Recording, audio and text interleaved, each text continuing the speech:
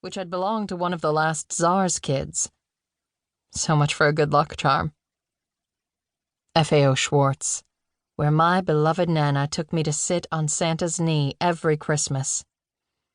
The now-defunct Plaza Hotel, where Mummy and I had tea in the Palm Court once a month, and where I lost my virginity to a Harvard boy in a white and gold suite on the 10th floor after he plied me with Mai Tais from Trader Vic's.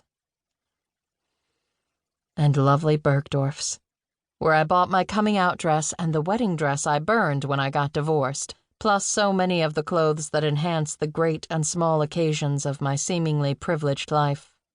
Tiffany's, where I ordered my pale blue monogrammed stationery. And Trump Tower, which used to be Bonwit Teller, the old department store, where I had my first summer job in the gift department, and learned that the road to hell was actually paved with beaded flowers and gilded frames. I passed St. Patrick's Cathedral, where I always went to light candles for the dead.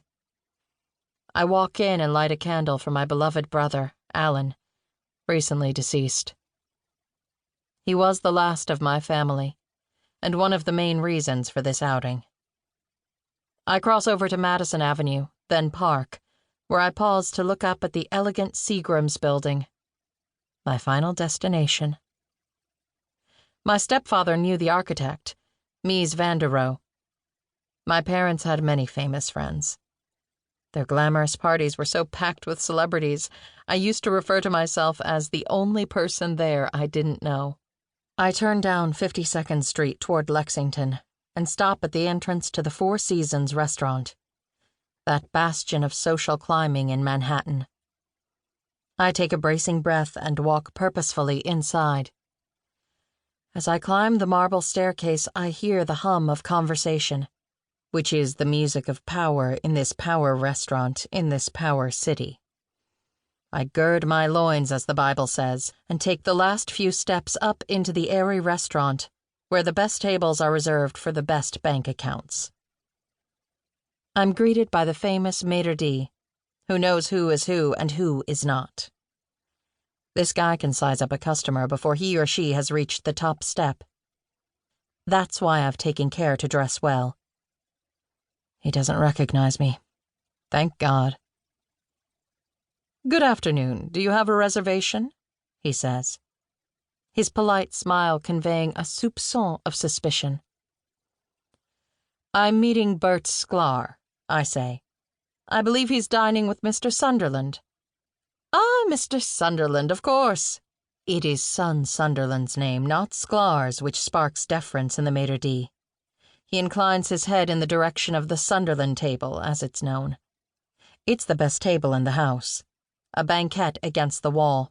Anyone sitting at it can see and be seen from a decorous distance.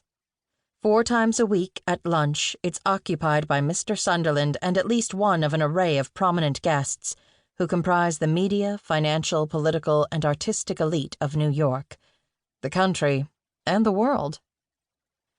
But on Fridays, Sunderland always dines with his best friend and business partner, Burt Sklarthe. It is their ritual. I know this because it is well known and often commented on. The maitre d' leads me through the restaurant. I recognize a few famous faces which stand out in the crowd, like the fresh pepper grinds on the chef's famous white truffle risotto.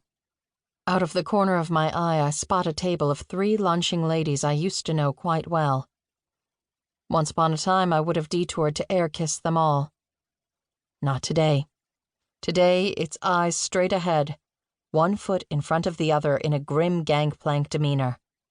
Nothing can distract me from this plunge into the depths.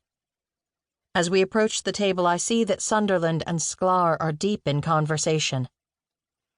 Sunderland is a stocky man who looks ponderously prosperous in his dark suit, grey charvet tie, and starched white shirt with knotted gold cufflinks.